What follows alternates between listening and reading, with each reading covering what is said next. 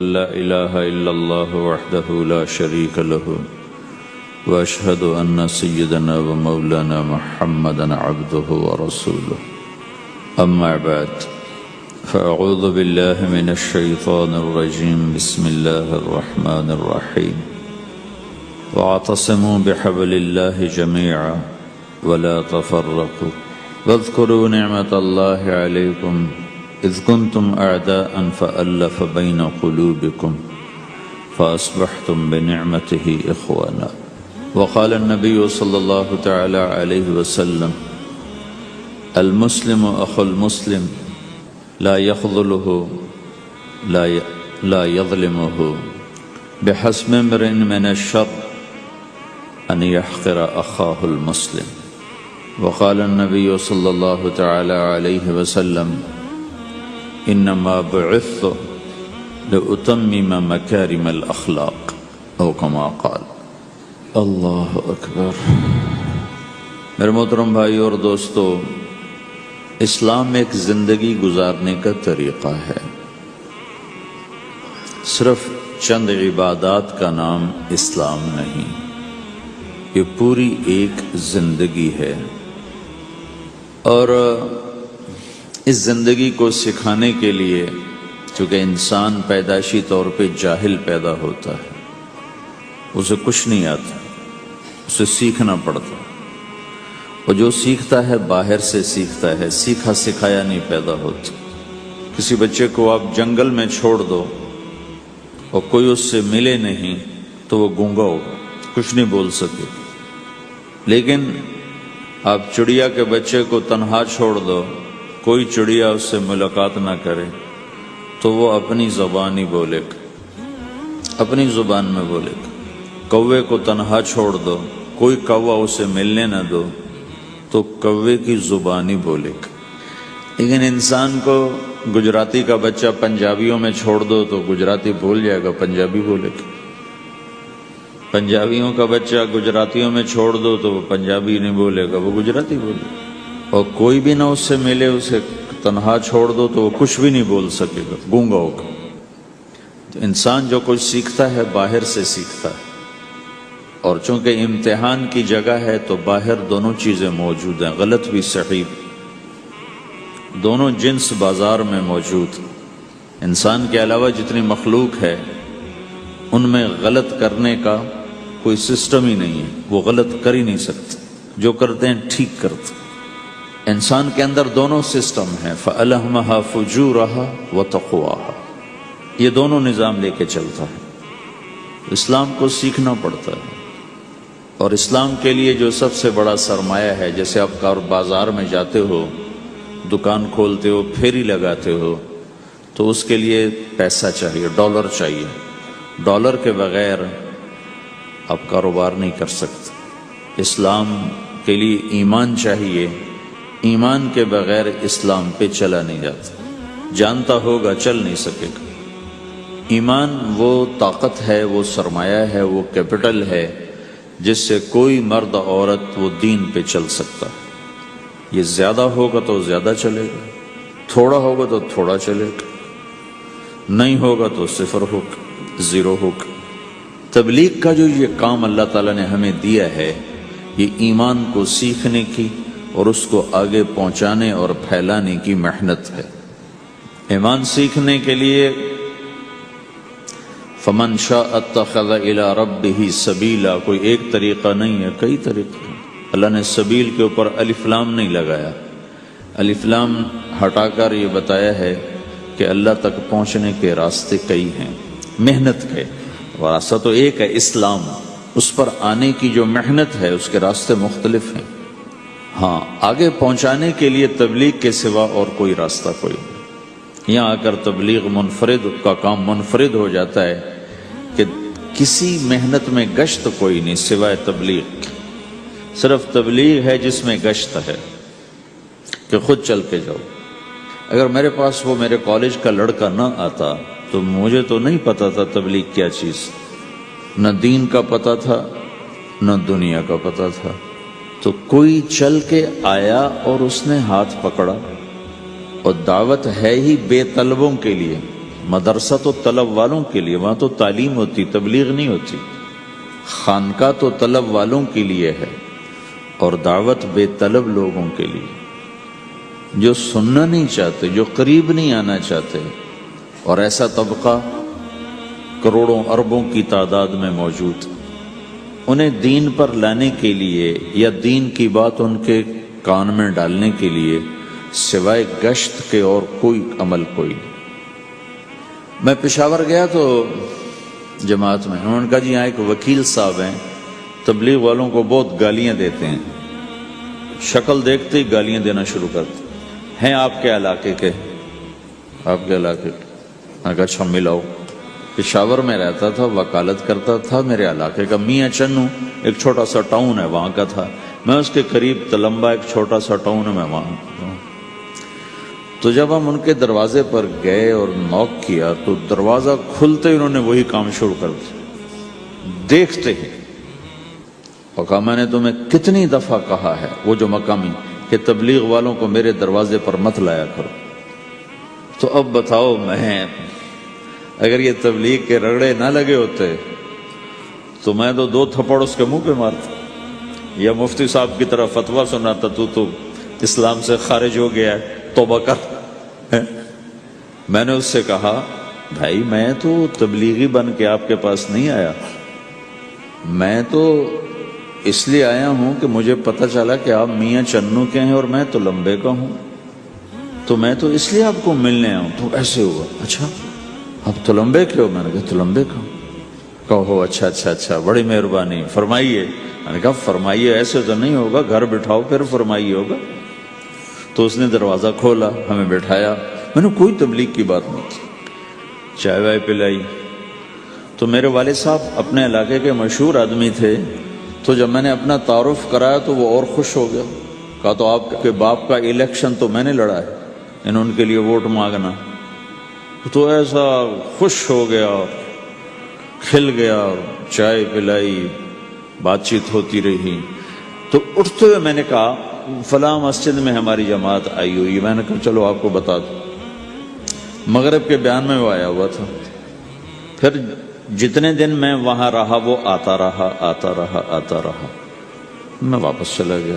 بیچ میں کئی سال گزر گئے.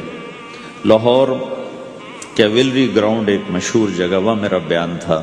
جو کرکٹر آئے ہوئے تھے، ان کو ہم نیا سعید انور، انضمام، مشتاق، ان کو ہم قریب کر رہے تھے. اس وقت نئے نئے ان کو قریب کر رہے تھے. تو یہ لوگ آئے ہوئے تھے. تو بیان کے بعد ان کو لے کر ہم ایک کمرے میں بیٹھے. اس کمرے کی دیوار شیشے کی تھی، تو لوگ اندر آنے کی کوشش کر رہے تھے تو ان پہرے والے ان کو روک رہے تھے. تو اس میں سے ایک آدمی منہ اوپر کر کے میری طرف سے اشارہ کرے. تو میں نے دیکھا تو ایک آدمی کی بڑی داڑھی، اور وہ مجھے ایسے ایسے اشارہ کر رہا ہے. میں نے نہیں پہچانا. تھوڑی دیر کے بعد میں نے غور سے دیکھا تو وہ وہی وکیل صاحب پشاور والے. تو میں نے کہا وہ ان کو اندر بلاؤ اندر بلاؤ. وہ اندر آئے تو میں اٹھ کے ملا. کہنے لگے یہ دیکھو یہ تمہارا ایک گشت، میرا وقت بھی لگ چکا ہے، بدنوں کے چلہ لگا ہے یا 3 چلے لگے ہیں. تو جو دیکھو نا، آپ میں سے کئی لوگ پھیری لگاتے ہیں، جس کو گجرا پھیری لگاتا ہوں. پھیری میں پہلے سمجھا ہی نہیں. پھیری تو کہتے ہیں چھوٹے جہاز کو جو سمندر میں چلتا ہے. میں سمجھا یہ پھیری لگاتے ہیں، پھیری. اور وہ تو گجراتی میں پھیری کہتے ہیں پھیری کو. تو پہلے تو میں چکر کھاتا رہا کہ یہ کیا ہے پھیری. پھیری تو چھوٹے جہاز کو کہتے ہیں، چھوٹا بحری جہاز. تو پھر بعد میں کسی نے کہا کہ یہ چل پھر کے سودا بھیجا. اچھا اچھا، پھیری کو پھیری کہہ رہے ہیں. تم خدا کو خدا کر دیتے ہو. خدا کا شکر. ایک تو خدا لفظ ہی میں نے پہلے کہا تھا بولنے کا نہیں ہے، ایک اس کو خدا کو خدا کر دیتے ہو. خدا کی قسم. تو تم پھیری لگاتے لگاتے گاہک بنا لیتے ہو. نہیں بناتے ہو؟ پھیری لگاتے لگاتے تم اپنے گاہک بنا لیتے ہو. یہی تبلیغ کا کام ہے کہ پھیری لگاؤ، لوگوں کے در کھٹکھٹاؤ. کوئی لے گا کوئی نہیں لے گا. جو آپ لوگ پھیری لگاتے ہو تو سارے آپ سے سودا لیتے ہیں؟ نہیں لیتے. کوئی لیتا ہے کوئی نہیں لیتا. لیکن آپ جاتے رہتے ہو جاتے رہتے ہو جاتے رہتے ہو جاتے رہتے ہو. آہستہ آہستہ آپ اپنا اتنا کام کر لیتے ہو کہ آپ کی روٹی چل جاتی. تو سارے نبیوں نے پھیرا لگایا، کوئی نبی گھر نہیں بیٹھا. کہ میرے پاس کوئی آئے گا تو اسے سکھاؤں گا. ہر نبی نے پھیرا لگایا. اور داؤد علیہ السلام نے ایک دفعہ یہ کیا، ایک بڑا عبادت خانہ بنایا اور اس کی دیواریں اونچی کر دی، اتنی اونچی کہ اندر کوئی جا نہ سکے. اور یہ طے کیا کہ ہفتے میں ایک دن میں کسی سے نہیں ملوں گا، صرف اللہ اللہ کروں گا، ہفتے میں ایک دن. تو وہ پہلا دن تھا، اندر سے تالا لگا دیا اور خود اندر بیٹھ گئے. اور پہلا دن ہے کہ میں آج کسی سے نہیں ملوں گا. تو میرے رب کو یہ بات پسند نہیں آئی کہ نبی کا کام کٹ کے بیٹھنا نہیں ہے، لوگوں میں جانا ہے. تو اللہ تعالیٰ نے انسانی شکل میں 2 فرشتے اندر اتار دیے. اذ تصوروا المحراب ففزع منهم قال لا تخف خصمان بغى بعضنا على بعض فاحكم بيننا. کہا جی حضرت ہمارا جھگڑا ہو گیا ہے، ہم آپ سے فیصلہ کروانے آئے. تو داؤد علیہ السلام ڈر گئے کہ دروازہ بند ہے، یہ آئے کہاں سے؟ دیوار اتنی اونچی ہے کہ اس کے اوپر سے چھلانگ لگا کے بھی اندر نہیں آ سکتے. تو یہ کون ہیں، آئی کہاں سے؟ دروازے کو دیکھیں تالا لگا ہوا ہے، دیوار کو دیکھیں اتنی اونچی ہے، تو کون چھلانگ لگا کے اندر آئے گا؟ تو ڈر گئے. تو کہنے لگے جی آپ ڈرے نہیں، ہمارا جھگڑا ہو گیا. کہ کیا جھگڑا ہے؟ کیا جھگڑا ہے؟ کہ ان ھذا اخی لہ 99 نعجہ ولی نعجۃ واحدہ فقال اکفلنیها وعزنی فی الخطاب. یہ میرا بھائی ہے، اس کے پاس 99 بکریاں ہیں، بھیڑیں، 99 بھیڑ ہے، اور میرے پاس ایک ہے. یہ مجھے کہتا ہے ایک بھی مجھے دے دے، میری 100 پوری ہو جائے. تو آپ بتاؤ یہ غلط کر رہا ہے کہ ٹھیک کر رہا ہے؟ اب یہ فیصلہ تو آپ چھوٹے سے بچے سے بھی کروا سکتے ہو. نہیں، یہ تو لطیفہ سا بن گیا، داؤد علیہ السلام کے لیے لطیفہ بن گیا کہ ایک آدمی کہتا ہے جی میرے پاس 99 ہے، تیرے پاس ایک ہے، تو ایک مجھے دے دے، میری 100 ہو جائیں. تو داؤد علیہ السلام سوچ میں پڑ گئے یہ چکر کیا ہے. تو ایک دم ان کو خیال آیا کہ جیسے میرے رب نے مجھے پیغام بھیجا ہے کہ داؤد تجھے بندوں کو دعوت دینے کے لیے بھیجا ہے، مصلی پر بیٹھنے کے لیے نہیں بھیجا. ہاں مصلی پر بیٹھنا ہے، اس کے لیے رات ہے. قم اللیل الا قلیلا نصفہ او انقص منہ قلیلا او زد علیہ ورتل القرآن ترتیلا. چل ومن اللیل فتہجد بہ نافلۃ لک عسیٰ ان یبعثک ربک مقاما محمودا. رات ہے، آ جاؤ.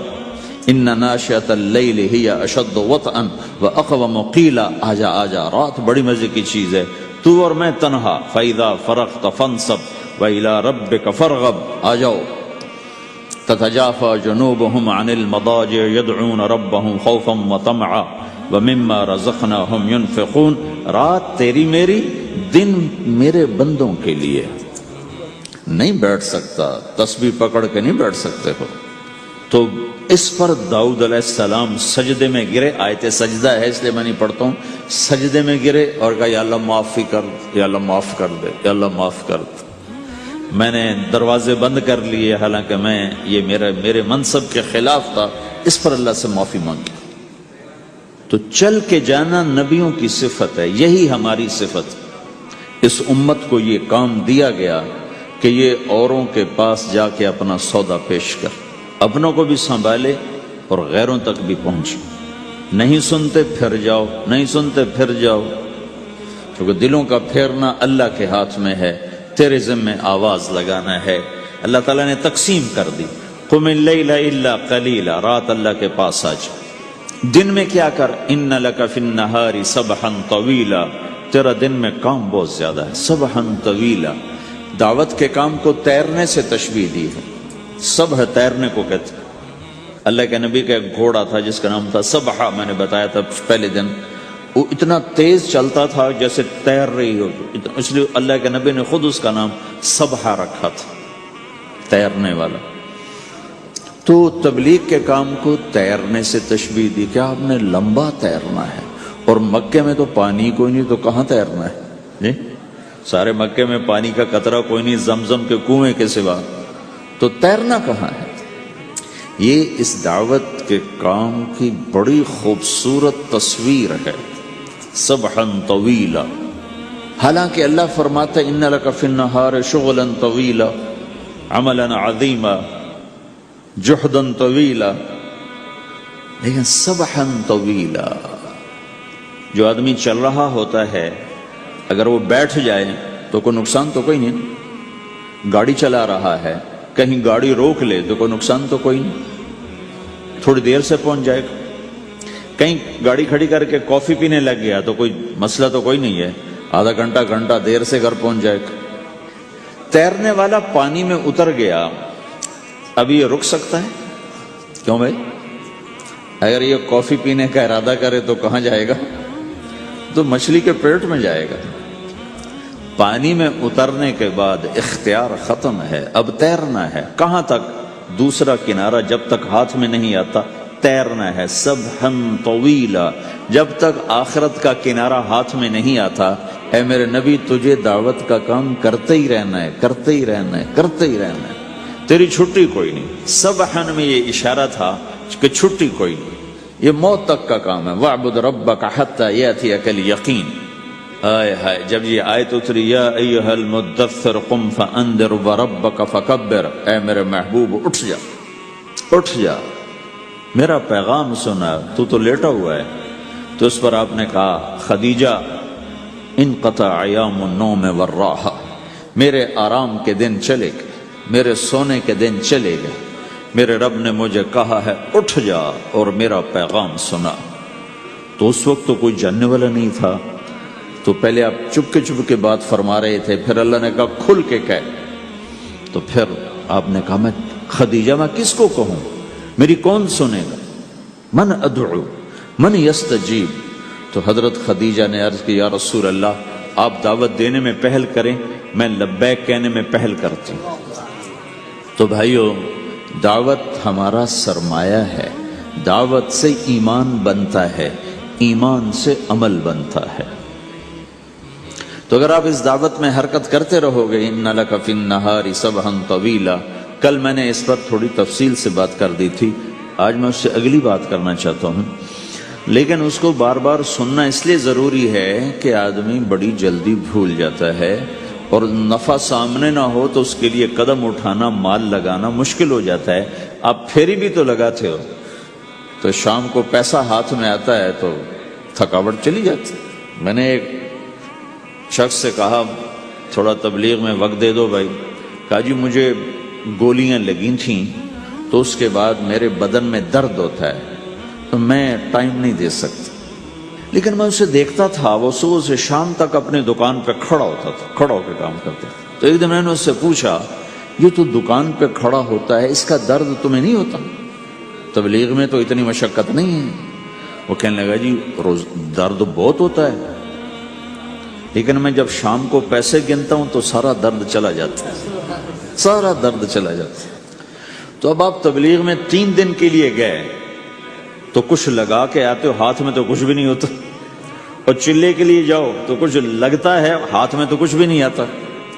4 مہینے کے لیے جاؤ تو کچھ لگتا ہے، ہاتھ میں تو کچھ بھی نہیں آتا۔ تو وہ جذبہ پیدا نہیں ہوتا لگانے کا، تھکنے کا، تھکانے کا، جیسے دنیا میں پیدا ہوتا ہے کہ اس کی واپسی نظر آ رہی ہوتی۔ تو اس لیے بار بار ضرورت ہے اس کو سننے اور سنانے کی کہ اللہ نے اس امت کو یہ منصب دیا ہے، کنتم خیر امت اخرجت للناس، تم سب سے بہترین امت ہو، تمہیں نکالا گیا ہے۔ کیا کرتے ہو؟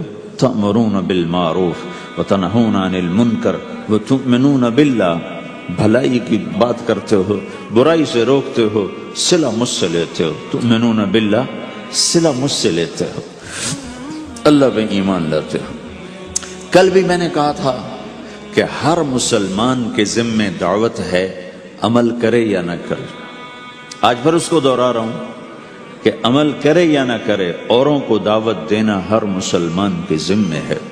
اللہ تعالیٰ نے بنو اسرائیل کے بارے میں کہا میری تم پہ لعنت ہے، لعن الذین کفروا من بنی اسرائیل علی لسان داود و عیسیٰ ابن مریم، اے داود، اے عیسیٰ، ان پر لعنت بھیجو۔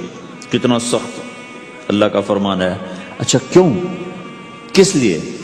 اللہ نے دو جرم بتائے، ذَلِكَ بِمَا عَصَوْا وَكَانُوا يَعْتَدُونَ، یہ بہت نافرمان ہو چکے ہیں، بہت نافرمان ہو چکے ہیں۔ ایک اس کی وجہ سے ان پر اللہ کی لعنت۔ دوسرا کیا ہے؟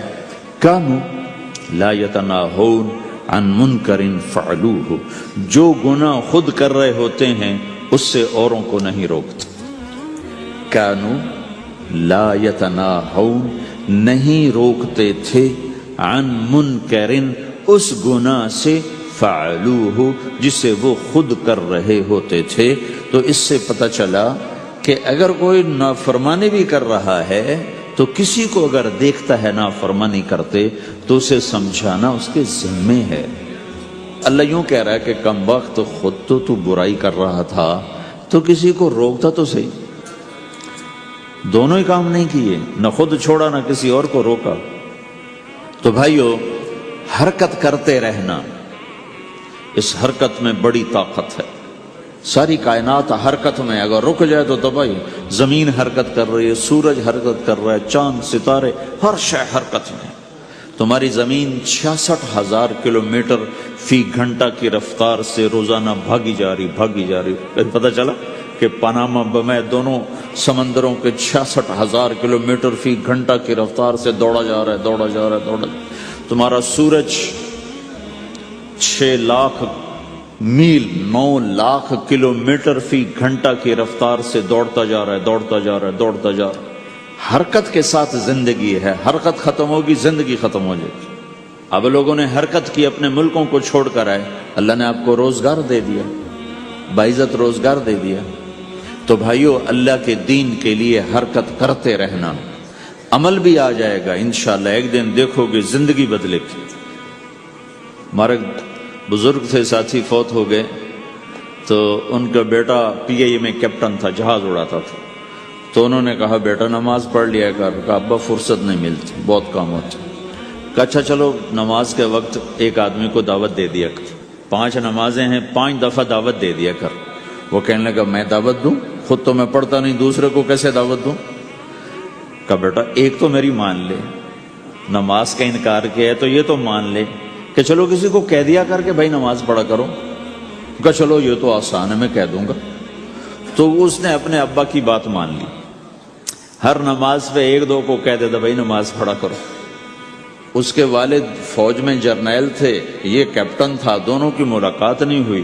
6 مہینے بعد باپ بیٹا کی ملاقات ہوئی تو دیکھا تو کپتان صاحب کی داڑھی بھی اور ماتھے پہ محراب بھی۔ انہوں نے کہا بیٹا یہ کیا ہوا؟ کہا آپ نے مجھے پھنسا دیا۔ وہ جب میں لوگوں کو کہتا رہا تو میرے اپنے اوپر اثر ہونا شروع ہو گیا کہ میں اپنے آپ کو ملامت کرنے لگا کہ اوروں کو تو کہہ رہا ہے، خود تو پڑھتا نہیں۔ کہا اس نے مجھے کھڑا کیا اور میں نماز پہ آیا۔ پھر ایک دن شیو کرنے لگا، شیشے میں کھڑا دیکھ رہا تھا، تو میں نے کہا جب اللہ کو سجدہ کر رہا ہوں تو چہرے پہ نبی کی سنت بھی ہونی چاہیے۔ تو میں نے سیفٹی بھی پھینک دی، میں داڑھی بھی رکھ لی۔ تو تبلیغ کا کام کرتے رہنا، ہم فرشتے نہیں بن سکتے۔ ایک دفعہ ایک آدمی نے میرے اوپر بڑی چڑھائی کی، تم تبلیغ والے منافق ہو، کہتے کچھ ہو کرتے کچھ ہو، تمہارے قول اور فعل میں بہت فرق ہے، بہت۔ جب ان کا غصہ اتر گیا تو میں نے ان سے کہا بھائی 100 نمبر تو اللہ نے بھی نہیں مانگے، آپ کیوں مانگتے ہو؟ اللہ نے کہا ہے فمن ثقلت موازینہ، جس کی نیکیاں بڑھ جائیں گی، گناہ تھوڑے ہوں گے تو پاس کر دوں گے۔ تو 100 نمبر تو اللہ نے بھی نہیں کہا کہ ایک گناہ تیرے کھاتے میں نہیں ہونا چاہیے، 100/100 نمبر لے گا تو جنت دوں گا، نہیں تو ریپٹ مار کے جہنم میں ڈالوں گا۔ تو 100 نمبر تو اللہ بھی نہیں مانگتا، اسے پتہ ہے میرا بندہ کمزور ہے، کبھی گناہ کرے گا کبھی نیکی کرے گا۔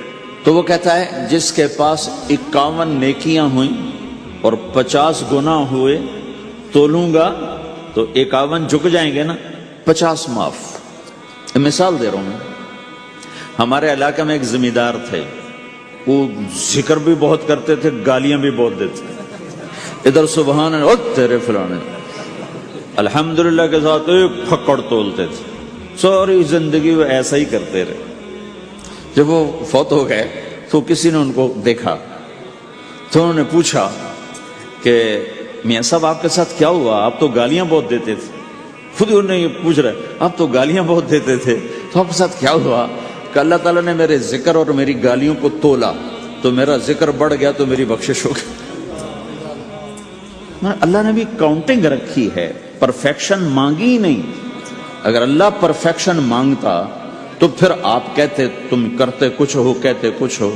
اگر میں کہتا صحیح ہوں تو ایک نیکی تو کر رہا ہوں، اور کرتا نہیں ہوں تو ایک گناہ کر رہا ہوں. کیا پتا میرا رب میرے کہنے کے طفیل میرے نہ کرنے کو معاف کر دے. بس ایک صورت میں ہے کام خطرناک کہ اگر میں اس کہنے سننے کو اپنی دنیا بنانے کا ذریعہ بنا لوں پھر خطرناک ہے. تأمرون الناس بالبر وتنسون انفسکم وانتم تتلون الکتاب، وہ یہ آیت ہے. لیکن اگر میرے اندر اخلاص ہے تو پھر میں انسان ہوں، کبھی اچھا کروں گا کبھی برا کروں گا، لیکن میرے ذمہ صدا لگانا ہے. تو بھائیو اس تبلیغ کے کام کو کرتے رہنا. اس سے ایمان بنتا ہے، ایمان سے دین وجود میں آتا ہے. دین کے دو حصے ہیں، ایک عبادات ہے جس میں نماز سب سے اہم ہے. پھیری پہ ہو گھر پہ ہو نماز نہ چھوڑو. رمضان کے روزے ہیں، اللہ پھر رزق زیادہ دے دے، حج کرو، زکوٰۃ دو. لیکن عبادات بڑی محدود ہیں اور اس میں کثرت اللہ نے مطالبہ بھی نہیں کیا، بلکہ اللہ تعالیٰ نے اس میں اعتدال ہی کو پسند فرمایا ہے. اللہ تعالیٰ نے ہمارے نبی لمبی لمبی نمازیں پڑھتے تھے تو اللہ تعالیٰ نے روک دیا کہ ما انزلنا علیک القرآن لتشقی، میرے نبی میں نے تمہیں قرآن اس لیے نہیں دیا کہ تو لمبی لمبی نمازیں پڑھ کے تھکتا رہے. درمیان نہ چل. اللہ کے نبی نے تبلیغ میں زیادہ زور دکھایا تو اللہ نے اس پر بھی کہا فلا تذهب نفسك عليهم حسرات، اتنا غم نہ کیا کر کے تو خود ہی ہلاک ہو جائے، مت نہیں، ایسا نہ کر. تو عبادات محدود ہیں اور اس میں اعتدال مطلوب ہے. سارا دن مصلی پہ بیٹھنا یہ اللہ نہیں دیکھنا چاہتا. اللہ یہ دیکھنا چاہتا ہے کہ تو باہر جا تاکہ میں دیکھوں کہ اب تو کیا کرتا ہے. دوسرا حصہ اس کا اخلاقیات ہیں، آپس کی معاشرت ہے. دین جو اثر انداز ہوتا ہے وہ معاشرت سے اثر انداز ہوتا ہے، عبادت سے نہیں. عبادات سے نہیں. عبادت تو مسجد کے اندر ہے یا مصلی پر گھر کے اندر ہے، روزہ اندر کی چیز ہے، حج بیت اللہ میں ہے، زکوٰۃ مسلمان کو دی جاتی ہے. تو دنیا میں دین پھیلنے کے لیے اور اپنوں کو دین کے قریب کرنے کے لیے جو سب سے بڑا عمل ہے وہ بھائیو اچھے اخلاق.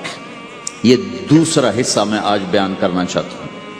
اللہ کے نبی نے فرمایا ایو عرل اسلام اوثق، مجھے بتاؤ اسلام کا سب سے مضبوط عمل کیا ہے؟ تو صحابہ نے کہا الجہاد. یا رسول اللہ جہاد. اسلام کا سب سے مضبوط عمل کیا ہے؟ صحابہ نے کہا جہاد. تو آپ نے کہا وحسن وما هو به، ہاں جہاد بہت اچھا عمل ہے لیکن سب سے بڑا عمل نہیں ہے، سب سے مضبوط عمل نہیں ہے. ان کا جی الصلاۃ، نماز. تو ہم نے کہا ہاں وحسنۃ وما هي بها، نماز بھی بہت اچھی چیز ہے لیکن وہ نہیں جو میں پوچھ رہا ہوں، سب سے اعلیٰ، سب سے اوپر، سب سے مضبوط نہیں. پھر انہوں نے کہا جی الحج، حج. تو آپ نے کہا حج بھی بہت اچھا عمل ہے لیکن وہ نہیں جو میں نے پوچھا ہے. پھر صحابہ نے کہا جی روزہ، آپ کا روزہ بھی بہت اچھا ہے لیکن وہ نہیں جو میں نے پوچھا ہے. تو پھر صحابہ نے کہا یا رسول اللہ پھر آپ ہی بتائیں، ہمیں تو نہیں پتا. تو ہمارے نبی عبادات سے اوپر لا رہے ہیں، اپنے ساتھیوں کو عبادات پہ قائم کر دیا. ہر آدمی نمازی بن چکا ہے، ہر آدمی روزے دار بن چکا ہے، ہر آدمی مالدار زکوٰۃ دینے والا بن چکا ہے، اور ہر آدمی حج کا جذبہ پیدا کر چکا ہے. اب آپ ان کو اخلاق پہ لانا چاہتے ہیں چونکہ اسلام کی تکمیل اخلاق سے ہے. اسلام کو تشبیہ دی گئی ہے گھر کے ساتھ، بنی الاسلام علی خمس. تو بنیا کا لفظ عمارت پر بولا جاتا ہے. تو اسلام کی بنیاد میں ہے کلمہ، نماز، روزہ، حج، زکوٰۃ. اگر اس مسجد کی بنیادیں بھر دی جائیں تو اس کو مسجد تو نہیں کہیں گے نا. ہاں جی بنیادیں ڈال دی ہیں، چھت ڈالنی ہے. جب چھت پڑے گی تو پھر یہ مسجد کہلائے گی. تو اسلام کی بنیاد قائم ہو چکی تھی، اب آپ چھت ڈالنا چاہتے تھے. چھت کیا ہے؟ وہ اچھے اخلاق ہیں. تو اب آپ ان کو اوپر لا رہے ہیں. تو آپ نے جب پوچھا تو انہوں نے وہی کہا جو انہوں نے ابھی سیکھا تھا، نماز، روزہ، جہاد، حج، لیکن آپ نے سب کی نفی کر دی، نہیں یہ بھی نہیں، یہ بھی نہیں، یہ بھی نہیں، یہ بھی نہیں۔ کہا اچھا یا رسول اللہ آپ بتائیں، تو آپ نے فرمایا ان اوثق عرى الاسلام الحب للہ والبغض للہ، اسلام کا سب سے مضبوط عمل وہ آپس میں اللہ کے لیے محبت کرنا ہے۔ اسلام کا سب سے مضبوط عمل وہ آپس میں اللہ کے لیے محبت کرنا ہے۔ اسلام کا سب سے مضبوط عمل وہ محبت ہے، اللہ کے لیے بغض ہے، اللہ کے لیے محبت ہے، یہ اسلام کا سب سے مضبوط عمل ہے۔ تو بھائیو، یہ چھوٹا سا معاشرہ اسلامی بن جائے، اس کے لیے بنیاد میں نے پہلے بتا دی، اب چھت بتا رہا ہوں، وہ ہیں اچھے اخلاق۔ اللہ تعالیٰ نے جب ہمارے نبی نے نماز لمبی پڑھی تو اللہ نے کہا درمیانی پڑھو، میں نے ابھی بتایا۔ تبلیغ میں دکھ زیادہ جھیلا تو اللہ نے کہا درمیانہ چلو، لیکن جب اللہ کے نبی نے اخلاق بلند کیے، اخلاق، تو اس پر بھی اللہ تعالیٰ فرماتا میرے نبی ذرا اتنا نرم نہ ہو، تھوڑا سا سختی دکھا، آنکھیں دکھا، تھوڑا شونشاں کر ہیں۔ تو میرے رب نے کیا کہا؟ واہ، میرے رب نے آپ کے اخلاق کی جیسی تعریف کی ہے، آپ کے کسی عمل کی ایسی تعریف نہیں کی۔ نماز کو کہا معتدل، اعتدال، دعوت کو کہا اعتدال، اور اخلاق کو کیا کہا؟ انک لعلی خلق عظیم، اور اس کو طاقت پہنچائی قسم اٹھا کے نون، پھر قسم اٹھائی قلم کی جو علم کا ذریعہ ہے، والقلم وما یسطرون، مجھے قسم ہے قلم اور اس کی تحریر کی، ما انت بنعمت ربک بمجنون وان لک لاجرا غیر ممنون۔ ان دو آیتوں کو چھوڑ کر اگلی جو آیت آ رہی وانک لعلی خلق عظیم، اے میرے محبوب میں قسم اٹھاتا ہوں قلم اور اس کی تحریر کی، تیرے اخلاق بڑے عالی شان ہیں۔ یہ نہیں کہا تیرے اخلاق بڑے عالی ہیں، انک لعلی، علا، علا کا یہاں بہت عظیم الشان کردار ہے۔ علا یہ بتا رہا ہے کہ اے میرے نبی جتنے اخلاق تصور کیے جا سکتے ہیں وہ سب تیرے تابع ہو چکے ہیں، اور تو ان پہ سوار ہو چکا ہے، تو ان پہ چھا چکا۔ علا چھا جانے کے لیے ہوتا ہے کہ تمام اخلاق تیرے غلام ہو چکے ہیں۔ ایک دفعہ آپ نے فرمایا اچھے اخلاق 360 قسم ہیں، 360 قسم، 360 صفات کا مجموعہ اچھے اخلاق۔ کوئی ایک صفت کسی کو مل گئی تو جنت میں چلا جائے گا۔ تو ابو بکر رضی اللہ عنہ سامنے بیٹھے تھے، کہنے لگے یا رسول اللہ افی منہا شیء، ان 360 میں کوئی میرے اندر بھی کچھ ہے؟ تو آپ نے کہا تیرے اندر سارے کا سارا، کوئی کمی کوئی نہیں، پورے۔ یہ آپ نے اور کسی کو نہیں کہا، صرف آپ نے یہ ابو بکر سے فرمایا کہ ابو بکر تیرے اندر پورے اخلاق 360۔ تو بھائیو، آپس کی محبت اور اچھے اخلاق یہ اسلام کا سب سے چوٹی کا سبق، سب سے اعلیٰ درجے کا سبق۔ اب ایک حدیث میں جو حدیث جبریل کہلاتی ہے، وہ انسانی شکل میں آ کر پوچھتے ہیں یا رسول اللہ اسلام کیا ہے؟ تو آپ کہتے ہیں کلمہ، نماز، روزہ، حج، زکوٰۃ، یہ اسلام ہے۔ یہی سوال اب آخری حج کا موقع آ چکا ہے، اب اسلام 9 سال آگے، 10 سال آگے جا چکا ہے اور اس کی شکل مکمل ہو چکی ہے۔ تو عمر بن عبسہ رضی اللہ تعالیٰ عنہ یہ آخری حج کے موقع پر آپ سے ملتے ہیں اور آ کر یہ آپ سے پوچھتے ہیں یا رسول اللہ مل اسلام؟ سوال ایک ہے، مل اسلام؟ شروع میں مدینے کے داخلے کے شروع میں جبریل انسانی شکل میں آتے ہیں اور کہتے ہیں مل اسلام، اسلام کیا ہے؟ تو آپ کہتے ہیں کلمہ، نماز، روزہ، حج، زکوٰۃ۔ اب یہی سوال 10 سال کے بعد یا 9 سال کے بعد عمر بن عبسہ کہتے ہیں یا رسول اللہ مل اسلام، اسلام کیا ہے؟ تو اب جواب سنو، آپ نے فرمایا اطعام الطعام وطیب الکلام، میٹھا بول بولنا اور کھانا کھلانا۔ کسی سے میٹھا بول بولنا کتنا عظیم ہے میرے اللہ کی بارگاہ میں کہ آپ نے فرمایا ابتسامک فی وجہ اخیک صدقہ، تو اگر کسی مسلمان کو ہنس کے مل لے تو یہ بھی تیرے لیے صدقے کا ثواب۔ صدقہ لکھا جائے گا۔ جبریل کہتے ہیں یا رسول اللہ مل ایمان، ایمان کیا ہے؟ تو آپ فرماتے ہیں اللہ کو ماننا، فرشتوں کو ماننا، نبیوں کو ماننا، کتابوں کو ماننا، تقدیر کو ماننا، موت کے بعد کی زندگی کا اقرار کرنا۔ ان تؤمن باللہ وملائکتہ وکتبہ ورسلہ وبالبعث بعد الموت، یہ ہے ابتدائی جواب۔ اب یہی سوال عمرو بن عبسہ کرتے ہیں 9 سال کے بعد، یا رسول اللہ مل ایمان، ایمان کیا ہے؟ تو آپ نے فرمایا الصبر والسماحہ، صبر کرنا، معاف کرنا۔ سوال ایک ہے، جواب 2 ہیں۔ کیوں؟ کہ جگہ اور نوعیت بدل چکی ہے۔ ابتدائے اسلام ہے تو عبادات بتائی جا رہی ہیں، انتہائی اسلام ہے تو اخلاق بتائے جا رہے ہیں کہ اے عمر، ایمان کیا ہے؟ صبر کرنا، معاف کرنا، صبر کرنا، معاف کرنا۔ تو بھائیو، جو ہمارا معاشرہ بنے گا اسلامی، گھر میں باہر، وہ بنے گا اچھے اخلاق سے، عبادت سے نہیں، علم سے نہیں، تبلیغ سے نہیں، وہ بنے گا اچھے اخلاق سے، میٹھے بول بولنے سے، درگزر کرنے سے، معاف کرنے سے، سہ جانے سے، اور بازار میں سچائی۔ بازار میں میٹھا بول نہیں، وہ تو ہر تاجر مسکرا کے ملتا ہے، ہاں وہ تو کاروبار ہے مسکرانا۔ سچا بول، الصدق ینجی والکذب یہلک، میرے نبی نے فرمایا سچ نجات دیتا ہے اور جھوٹ ہلاک کر دیتا ہے۔ تو بازار کے اخلاق ہیں صحیح بولنا، صحیح تولنا، دھوکہ نہ دینا۔ میرے نبی سے پوچھا گیا یا رسول اللہ مسلمان بزدل ہو سکتا ہے، ڈرپوک؟ آپ نے کہا ہو سکتا ہے۔ کہ یا رسول اللہ مسلمان بخیل ہو سکتا ہے، بخیل کنجوس؟ آپ نے کہا ہو سکتا ہے۔ کہ یا رسول اللہ مسلمان جھوٹ بول سکتا ہے؟ آپ نے کہا جھوٹ نہیں بول سکتا۔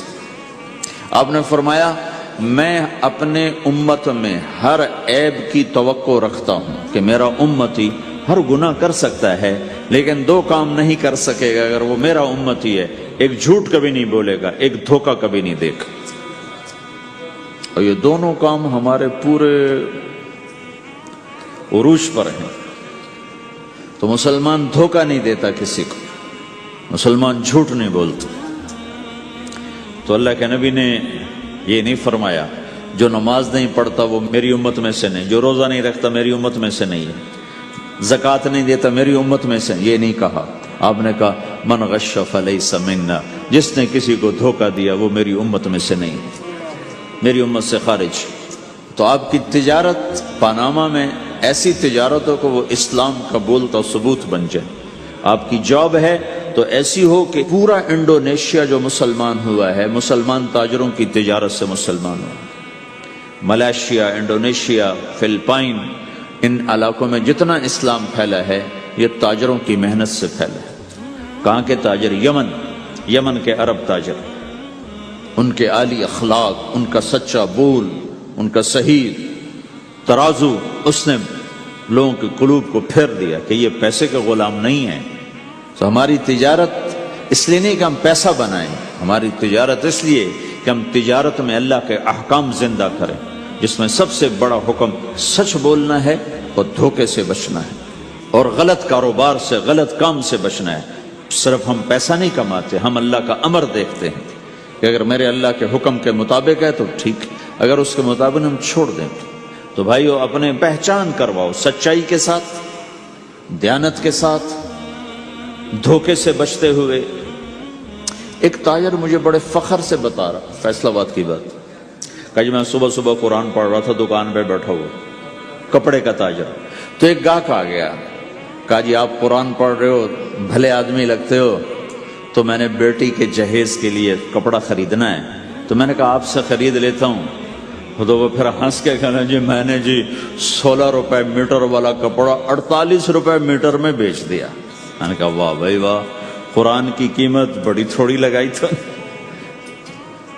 ہائے ہائے ہائے ہائے، اس کو شرم بھی نہیں آ رہی اس بات پر، احساس ہی کوئی نہیں کہ اس نے قرآن پڑھتے دیکھ کر اعتماد کیا اور اس نے قرآن سے ہی اس کو دھوکہ دیا کہ پورے بازار میں 16 روپے گز ہے وہ کپڑا، وہ 48 روپے اس کو بیچ رہا ہے۔ اگر اپنے نبی کی بات سنو، آپ نے کہا سچا تاجر قیامت کے دن نبیوں کے ساتھ کھڑا کیا جائے گا۔ کیوں؟ کہ ہر موقع پہ جھوٹ بولا جا سکتا ہے، پروفٹ کمایا جا سکتا ہے، دھوکہ دیا جا سکتا ہے، فراڈ کیا جا سکتا ہے، اور اس سے بچتا ہے بچتا ہے بچتا ہے بچتا ہے، نہ اپنوں کو دھوکہ دیتا ہے نہ غیروں کو دھوکہ دیتا ہے۔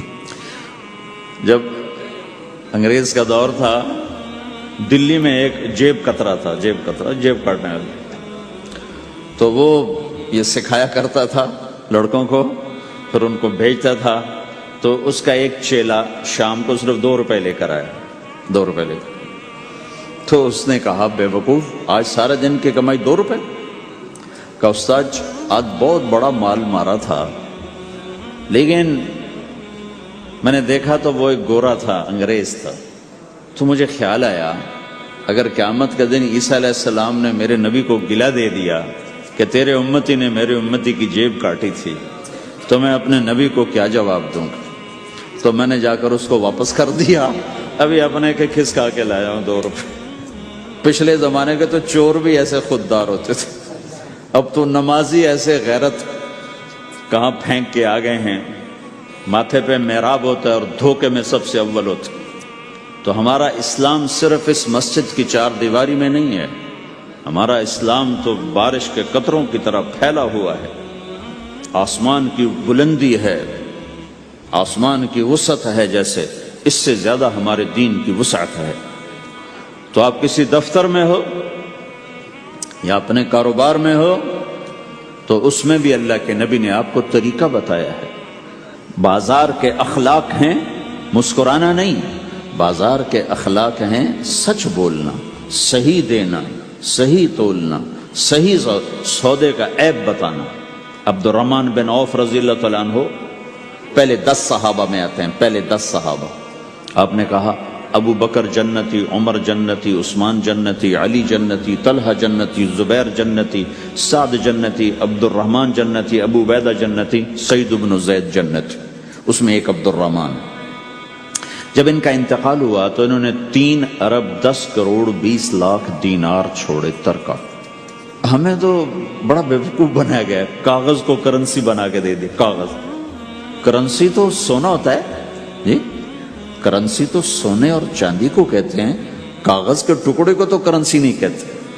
اور اب کرنسی بھی لے کر وہ کارڈ پکڑا دیے، جیب بھی خالی، اب کرنسی بھی، کاغذ بھی کوئی نہیں، خالی کارڈ۔ اس کو کیا کہتے ہیں کارڈ کو؟ Credit card, credit card. وہ ساری دنیا کو بیوقوف بنائے ہوئے، یا تو کاغذ پکڑائے ہوئے ہیں یا کارڈ کاغذ بھی اب واپس لے لیا، اب کارڈ پکڑا دیا۔ اور عبد الرحمن بن عوف نے جو پیسے چھوڑے وہ کاغذ نہیں تھے۔ کاغذ کی کیا حیثیت؟ پاکستان میں روز چھپ رہے ہیں، کاغذ کی کیا حیثیت؟ 3 ارب 10 کروڑ 20 لاکھ دینار سونے کے، اور ایک سکہ دینار اس وقت 4.5 ماشے کا ہوتا تھا۔ اب اس کو ملٹیپلائی کرو اور پورا پاناما خرید لیں اس پیسوں سے۔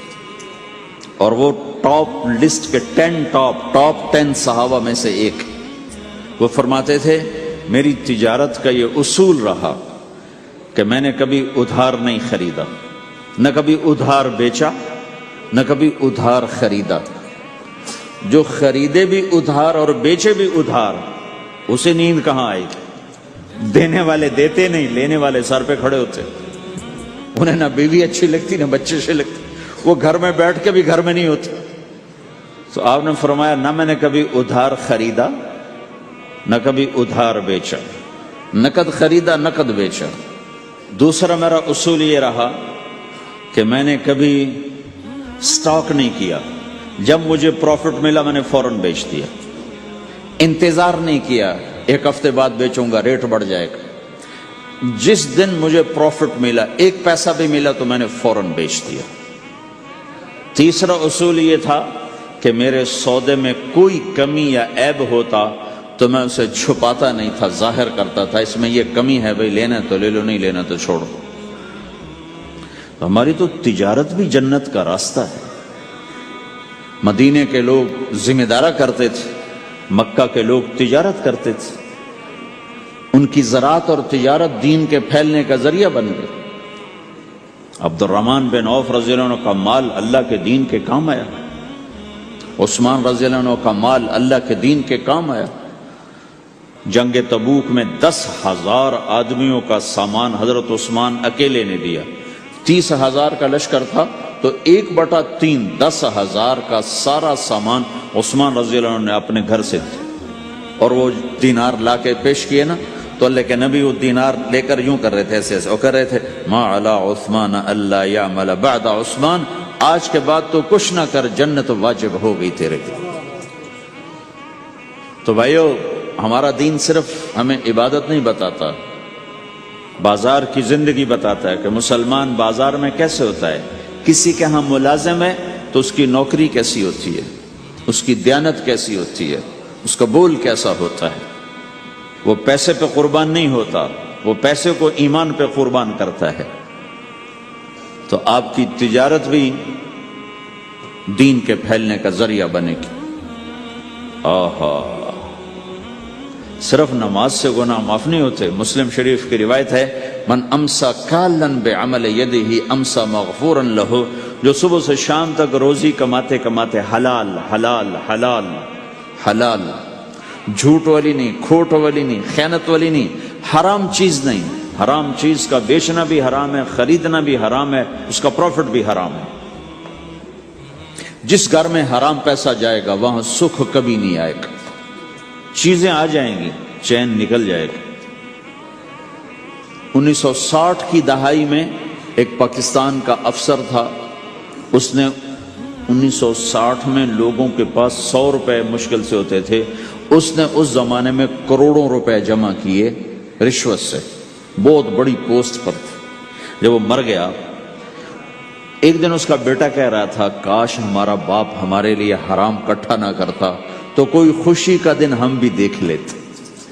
جن کے لیے جمع کیا تھا کہ میرے بچے اب مزے سے، میں نے خود اپنے کانوں سے اس کو یہ کہتے ہوئے سنا کئی دفعہ، میں آج مر جاؤں میری بچی کو کسی کی پرواہ نہیں کہ میں نے اتنا پیسہ بنا دیا ہے۔ تو اسی کا بچہ یہ کہہ رہا تھا، کاش ہمارا باپ ہمارے لیے حرام کٹھا نہ کرتا تو ہم بھی کوئی خوشی کا دن دیکھ لیتے۔ تو اللہ کے نبی نے فرمایا، من امسا کالن بعمل یدہ امسا مغفور لہ، جو صبح سے شام تک حلال کمانے میں تھکتا ہے اور تھک کے واپس آتا ہے تو اس کے اس دن کے سارے گناہ اللہ معاف فرما دیتا۔ تو ہمارا بازار بھی دین ہے بھائی، پھر ہمارا گھر بھی دین ہے، گھر کی زندگی دین ہے۔ میرے نبی نے گھر کی زندگی سمجھائی۔ آپ اپنے گھر میں جھاڑو دے رہے ہیں، قاب قوسین کا ٹائٹل لے کر، مقام محمود کا ٹائٹل لے کر، ختم نبوت کا تاج سر پہ سجا کر، نبیوں کے سرداری کا صحرا باندھ کر آپ گھر میں جھاڑو دے رہے ہیں، اپنے کپڑے خود دھو رہے ہیں۔ 9 بیویاں ہیں، 9 اپنے کپڑے خود دھو رہے ہیں۔ کوئی پھٹ گیا ہے خود سی رہے ہیں، جوتا پھٹ گیا خود ٹھیک کر رہے ہیں۔ حضرت عائشہ رضی اللہ عنہ کو آٹا گوندنا نہیں آتا تھا، چھوٹی عمر تھی تو ان کو آٹا گوند کے دیتے تھے، جب تک ان کو آٹا گوندنا نہیں آیا ان کو آٹا گوند کے دیتے تھے۔ ہمیں تو گھر کی زندگی بھی سمجھائی گئی ہے، اور ہمیں بتایا گیا کہ تو اب اپنی بیوی کے منہ میں لقمہ ڈالتا ہے تو یہ بھی تیرے لیے صدقہ ہے۔ سب سے بہترین صدقہ وہ ہے جو تم اپنے بچوں پر خرچ کرو۔ پھر دنیا دکھوں کا گھر ہے تو میں قربان جاؤں اپنے نبی پر، آگے آنے والے سارے زمانوں کو دیکھ کر بیان فرما گئے، بتا گئے، اور انہوں نے فرمایا مجھے بتاؤ جہاد میں خرچ کرنے سے بھی بہتر خرچ کون سا ہے؟ جہاد میں خرچ کرنا تو سب سے بہتر شمار ہوتا ہے۔ آپ نے کہا مجھے بتاؤ جہاد میں خرچ کرنے سے بھی بہتر کون سا خرچ ہے؟ تو صحابہ نے کہا جی ہم تو نہیں جانتے، ہم تو اسی کو سب سے بہتر جانتے ہیں۔ ہم نے کہا نہیں، اولاد کا ماں باپ پہ خرچ کرنا جہاد میں خرچ کرنے سے بھی بہتر ہے۔ یہ کیوں فرمایا؟ کہ آگے نظر آ رہا تھا کہ اولاد نافرمان نکلے گی۔ اگر اللہ چاہے تو اس کے یہ کہنے پر وہ پلاٹ مسجد کے نام ہو گیا، واپس نہیں لے سکتا۔ اگر اللہ چاہے اگر اللہ چاہے، اور اللہ تو چاہتا ہے کہ تم اس کے نام پر دو، من ذا الذی یقرض اللہ قرضا حسنا. ٹھیک ہو گیا؟ یہ بات سمجھ میں آ گئی؟ اب ایک آدمی یوں کہتا ہے انشاءاللہ میری بیوی کو 3 طلاق، اگر اللہ چاہے تو میری بیوی کو 3 طلاق، تو علماء فرماتے ہیں یہ طلاق نہیں ہوگی. کیوں نہیں ہوگی؟ اس لیے کہ اس نے کہا ہے اگر اللہ چاہے تو میری بیوی کو 3 طلاق، اور اللہ چاہتا ہی نہیں کوئی اپنی بیوی کو طلاق دے، لہذا یہ طلاق نہیں ہوگی. ہزاروں دفعہ کہہ دے انشاءاللہ ساتھ لگا ہوا ہو، نہیں ہوگی. کیونکہ اللہ چاہتا ہی نہیں تم طلاق دو. اللہ گھر آباد، سینکڑوں آیات ہیں گھر کو آباد کرنے کے لیے. فَإِنْ خِفْتُمْ شِقَاقَ بَيْنِهِمَا، اگر میاں بیوی میں ہو گئی کھٹپٹ تو بڑھاؤ نہیں. کیا مصیبت ہے کہ کچھ ادھر سے بڑھانا لگ جاتے ہیں، کچھ ادھر سے بڑھانا شروع کر دیتے ہیں. فَبَعْثُوا حَكَمًا مِّنْ أَهْلِهِ وَحَكَمًا مِّنْ أَهْلِهَا، تو طلاق دینے میں جلدی نہ کرو، جلدی نہ کرو. صلح صفائی کے لیے ایک آدمی بچی کی طرف سے آئے، ایک آدمی بچے کی طرف سے آئے، اور دونوں میں صلح صفائی کی کوشش کرو. یا ایھا النبی اذا طلقتم النساء، اے میرے نبی جب تم طلاق دینا چاہو تو یا ایھا النبی یہاں یہ اس لیے آیا ہے کہ اللہ تعالیٰ کہہ رہا ہے اے ایمان والو میں یہ نبی اپنا سفارشی بنا کے تمہارے سامنے پیش کرتا ہوں، طلاق نہ دیا کرو، نہ دیا کرو. یہ ہے یا ایھا النبی سے ایک دم ایمان والوں کی طرف منتقل ہونے کا فلسفہ کہ دیکھو میں اپنا نبی تمہارے لیے سفارشی بناتا ہوں کہ طلاق نہ دیا کرو. اگر دینی پڑ جائے، چونکہ جائز ہے، نہیں نباہ ہو رہا، پھر زبردستی بھی نہیں کرنی چاہیے. اگر کوئی جائز وجہ ہے تو طلاق ہوئی ہے، پھر اسے دشمنی کا سبب نہیں بنانا چاہیے. اگر صحیح مناسب ہوئی ہے، اللہ کے نبی نے خود 2 خواتین کو طلاق دی، نکاح تو کیا، رخصتی نہیں ہوئی، طلاق دے دی. اللہ کے نبی کی بیٹیوں کو طلاق پڑی، حضرت ام کلثوم، حضرت رقیہ رضی اللہ عنہ دونوں کو طلاق دی گئی. ابو لہب کے بیٹوں نے طلاق دی. آپ نے حضرت حفصہ کو طلاق دینے کا ارادہ کیا تو عمر رضی اللہ عنہ کو پتہ چلا، بڑے غمگین ہوئے، تو اللہ جبریل آ گئے، یا رسول اللہ، اللہ تعالیٰ فرما رہے ہیں حفصہ کو طلاق نہیں دے سکتے، یہ آپ کی دنیا کی بیوی بھی ہے، جنت کی بیوی بھی ہے. کہ عمر کے دل شکنی ہو رہی. تو ایک گھر باقی رہے اس کے لیے سینکڑوں آیات اللہ تعالیٰ نے اتاری، اور ہمیں کہا عاشروہن بالمعروف، اپنی بیویوں کے ساتھ اچھا سلوک کرو. ہمیں خطاب، چونکہ مرد کسی کی بچی کو لے کے آتا ہے، لڑکا کسی کی بچی کو لے کے آتا ہے، اور وہ بچی ماں چھوڑتی، باپ چھوڑتی ہے، بھائی چھوڑتی ہے، بہنیں چھوڑتی ہے، سہیلیاں چھوڑتی ہے، سب کو چھوڑتی ہے، اور تیسرے دن اس کو تانے شروع ہو جاتے ہیں، اس کا تو دل ہی نہیں لگتا. اور پہلے دن اپنی بیوی کو نصیحت دی جا رہی تھی، میری ماں کی خدمت کرنی ہے، میری کرنا کر، میری ماں کی کرنی ہے، میرے ابا کی کرنی، میری بہنوں کی کرنی، کسی کے سامنے تم نے بولنا نہیں، کسی کے سامنے اف نہیں کرنا. بے وقوف، اس سے محبت تو جتا پھرو، اس کے بعد جو کچھ کہے گا وہ کرے گا. پہلے دن ہی حکم، نہ تعلق بنا ہے، نہ محبت پیدا ہوئی ہے، اور نہ ابھی جوڑ بیٹھا ہے، اور پہلے دن حکم سنانے شروع کر دی. اس کے ذمہ نہ تیری ماں کی خدمت ہے، نہ تیرے باپ کی خدمت ہے، نہ تیری بہنوں کی خدمت، یہ ساری خدمت تو تیرے ذمہ ہے. ہمارا سسرال کا معاشرہ بڑا ظالم ہے. لاکھوں میں کوئی ایک گھر بچا ہوا تو الگ بات ہے، ورنہ میں تو دنیا پھری ہے، کیا دنیا دار کیا دیندار، سب ظلم ہی ظلم ہے. اتنی نیک عورتیں تہجد گزار، مصلی سے اٹھتی نہیں، تسبیح ہاتھ میں ہے، لیکن جب وہ ساس بنتی ہیں تو ایسا ظلم ان کے اندر سے نکلتا ہے کہ کانپ اٹھتے ہیں در و دیوار.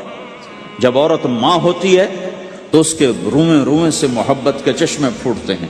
وہی عورت جب ساس بنتی ہے تو ایک دم ظلم کی تصویر بن جاتی ہے.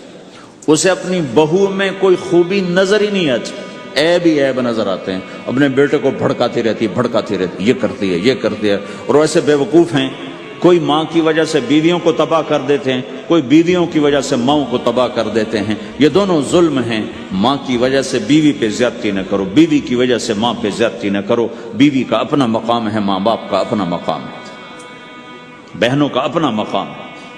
100% شکایات جھوٹی ہوتی ہیں، سب جھوٹ ہوتا ہے. اس لیے میرے رب نے دستور بتایا، ان جاءکم فاسق بنبأ فتبینوا، جب کسی کی خبر سنو، کوئی کمی کوتاہی سنو، اول تو سنو نہیں، اگر سننی پڑ جائے تو تحقیق کر لو، تحقیق کر لو۔ قاضی ایاس کے پاس آیا، ایک شخص آیا روتا ہوا، ہائے مر گیا، ہائے مر گیا۔ تو ان کے ساتھ ایک آدمی بیٹھے تھے، کہنے لگے حضرت اس کا قضیہ جلدی سے سن لیں، بیچارہ بڑا مظلوم لگتا ہے۔ کہنے لگے چپ کر، یوسف علیہ السلام کے بھائی بھی رات کو روتے ہوئے باپ کے پاس آئے تھے۔ ہر رونے والا مظلوم نہیں ہوتا، ہر رونے والا مظلوم نہیں ہوتا۔ اپنے گھروں کی فضا بناؤ، کمی سنو ہی نہیں۔ تمہاری بیوی ماں کی کمی بتانے لگے، کہا مجھے نہ بتاؤ، تیری بڑی مہربانی۔ تمہاری ماں تمہاری بیوی کی کمی بتانے لگے، کہا اماں مجھے نہ بتاؤ، تیری بڑی مہربانی۔ گھر کی فضا ایسی بناؤ کہ کسی کی کمی کا تذکرہ نہ ہو، تو اللہ کی قسم تمہارا گھر جنت کا نمونہ بن جائے گا۔ یہ معاشرت کا دین بتا رہا ہوں، معاشرت کا دین۔ اپنی بیوی کی خوبیوں کی تعریف کرو، کمیوں پہ پردہ ڈالو۔ بیویوں کے ذمہ ہے خامد کی خوبیوں کی تعریف کریں۔ انسان حوصلہ افزائی کا محتاج ہوتا ہے۔ ایک بزرگ ہے اپنے کسی مرید کے گھر، تو وہاں انہوں نے کھانا کھایا، کھانا ان کو پسند آیا، کہنے لگے اپنی بیگم کو پردے میں بلاؤ۔ تو انہوں نے اپنی بیگم کو پردے میں بلایا، کہا بیٹی میں نے تیرا ہاتھ کا کھانا کھایا، بہت مزیدار تھا، اللہ تمہیں جزائے خیر دے، تم نے بہت اچھا پکایا۔ تو وہ زارو قطار رونے لگی۔ تو انہوں نے پوچھا بیٹی کیا ہوا؟ میں نے تو کوئی ایسی بات نہیں کی۔ کہ نہیں حضرت آپ کی بات پہ رونا نہیں آیا، رونا اس پر آیا ہے کہ 30 سال سے میں اس شخص کے ساتھ رہ رہی ہوں، کبھی ایک دفعہ اس نے میرے ہاتھ کے پکے کی تعریف نہیں کی۔ آپ گھر میں تشریف لائے، آپ نے پوچھا کوئی کھانے کو کچھ ہے؟ ام سلمہ رضی اللہ عنہ کا گھر، کہا یا رسول اللہ آج تو کچھ نہیں، سرکہ ہے۔ کہا واہ واہ واہ واہ، نعم الادام الخل، سرکہ تو بہت اچھا سالن ہے۔ سبحان اللہ، کیسے دلجوئی فرمائی اپنی بیگم کی، سرکہ تو بہت اچھا سالن ہے، یا تو نے نمک کم ڈال دیا، تو نے مرچی زیادہ کر دی۔ ہم رائمنڈ میں پڑھتے تھے نا، تو پکانا ہمارے ذمہ ہوتا تھا، تو ہمیں پتا کہ پکاتے ہوئے کیا گزرتی۔ جب 2-2 ہزار آدمی کی روٹی ہم پکاتے تھے، 5-5 بوری آٹا گوندا ہے ہاتھوں سے، 10-10 من کھڑے ہو کے روٹی لگائی ہے، سخت سردی میں بھی سخت گرمی میں بھی۔ سردی میں جب رات کو آٹا گونڈتے تھے ہم، تو ہمارے ہاتھ ایسے اکڑ، تم تو سردی دیکھتے ہی نہیں ہو، ہاتھ ایسے اکڑ جاتے تھے، اور صبح 4 بجے اٹھ کے روٹی پکانا شروع کرتے تھے۔ 2000 آدمی کی روٹی پکانی ہوتی تھی۔ تو اب کوئی آ کر کہتے انہیں کچی روٹی پکائی، تو جی دادا ایک تھپڑ اس کے منہ پہ مارے کہ 4 بجے کے ہم اٹھے ہوئے ہیں، پکا پکا برا حشر ہو گیا، کہتے کچی پکائی۔ بھائی صبر کر کے چپ کر کے کھا جا۔